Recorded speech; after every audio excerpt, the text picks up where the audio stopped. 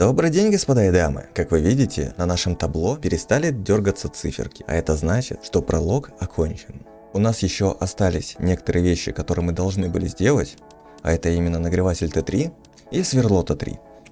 Но теперь в этом нет никакого смысла, так как они влияли только на скорость увеличения вот этих циферок. В общем, это не страшно, не затем я записываю это видео.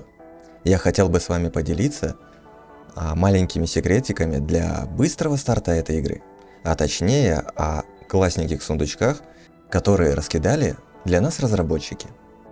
Для начала обозначим точку отсчета.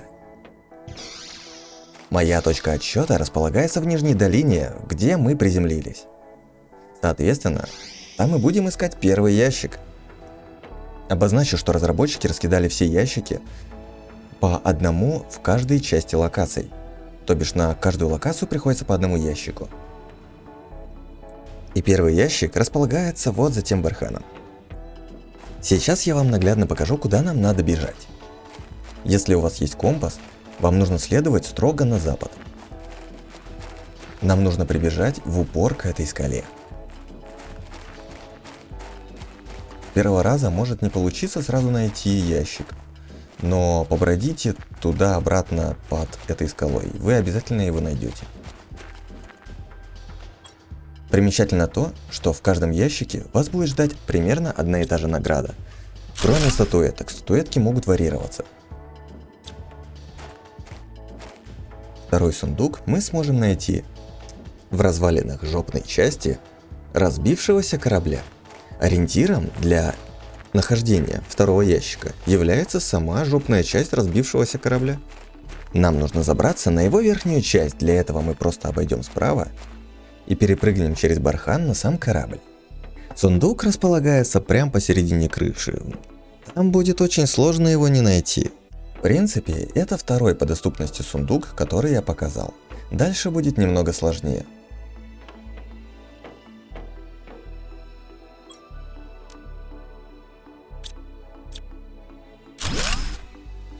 А следующий сундук у нас расположен в южной части долины. Путь у нас будет проходить в разломе скал. Путь будет не близкий, так что не забудьте с собой взять немного кислорода или прокачать заплечные кислороды с баллоном. Я специально не стал обрезать весь путь до сундука, так как после разлома в скале нас ожидает песчаная буря, и там можно потеряться. Но это не страшно, главное следовать правилу, стараться идти все время на юг и держаться правой стороны скалы. Тогда вы точно не потеряетесь.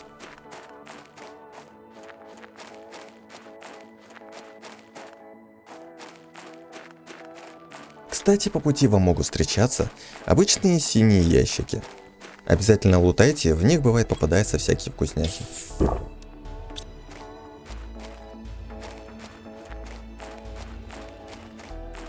Следующим знаком, что вы на верном пути, будут зубчатые скалы. Такие просто куски отложений, которые будут торчать из песка, как зубочистки. Давайте их будем называть каменными зубочистками. Двигайтесь параллельно им.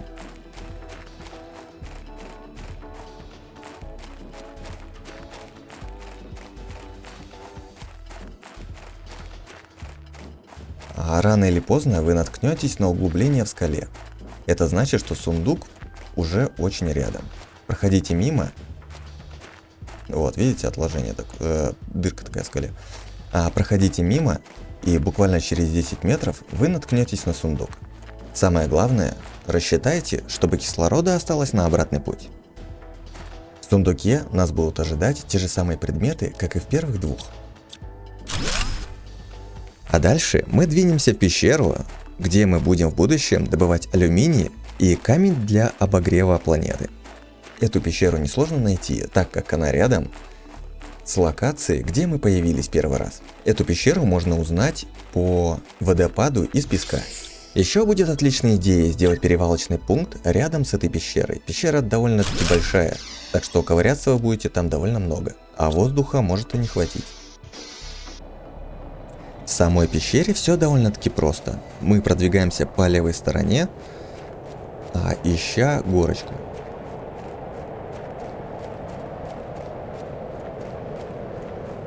Сбираемся на горочку. Дальше идем по краю обрыва. Пока не находим груду камней. Она будет располагаться рядом с большим пилоном, откуда будет херачить песок. Забираемся на эту груду камней. И под самой грудой камней будет располагаться ящик. В этой темноте его довольно будет легко найти. Не переживайте, туда забраться довольно-таки легко. Вот выбираться сложнее. Там нужно будет пропрыгать. Вот и возвращаемся обратно на базу. Ничего сложного.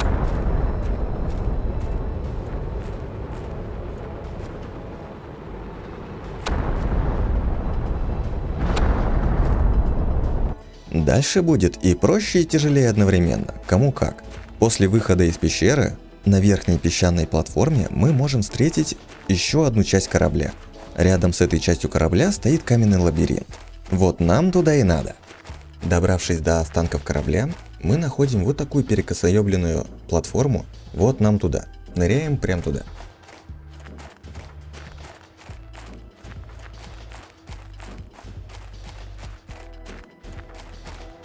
Пока мы идем туда, мы должны прекрасно понимать, что там можно потеряться. Из-за этого мы идем тоже только по правой стороне.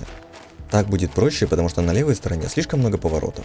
Будет несложно идти по правой стороне, потому что по правой стороне вообще ни черта нету.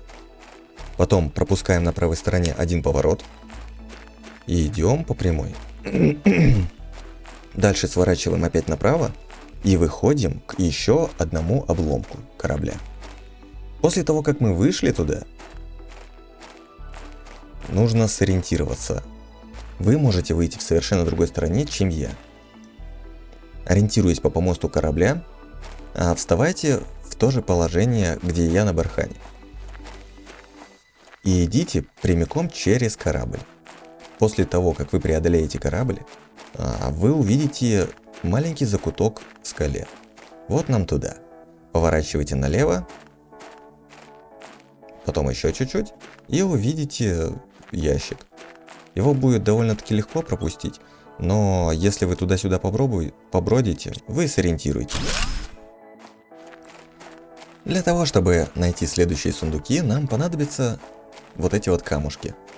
Мы на них заберемся, чтобы понять, куда нам идти.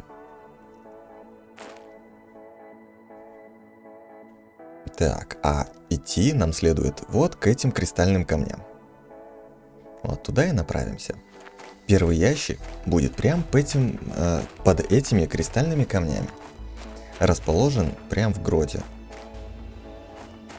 Нам нужно будет пересечь вот эту маленькую часть пустыни по направлению к вот этим 4-5 камням.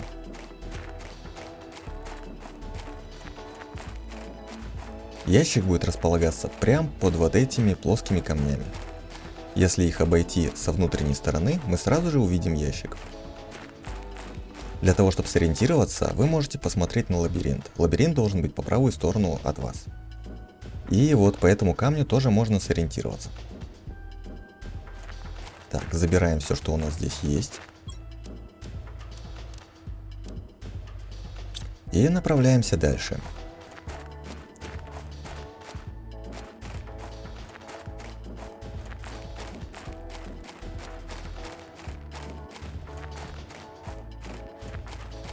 Дальше нам следует идти ровно на юг. Мы вдалеке уже можем увидеть очертания вот этого маленького кораблика. Вот к нему нам надо идти. Поворачиваемся к нему лицом. Ну, тут можно чуть-чуть поковыряться, посмотреть, что это такое. Вот, поворачиваемся к нему лицом и проходим через него. Вот, в эту маленькую стеклянную пещеру.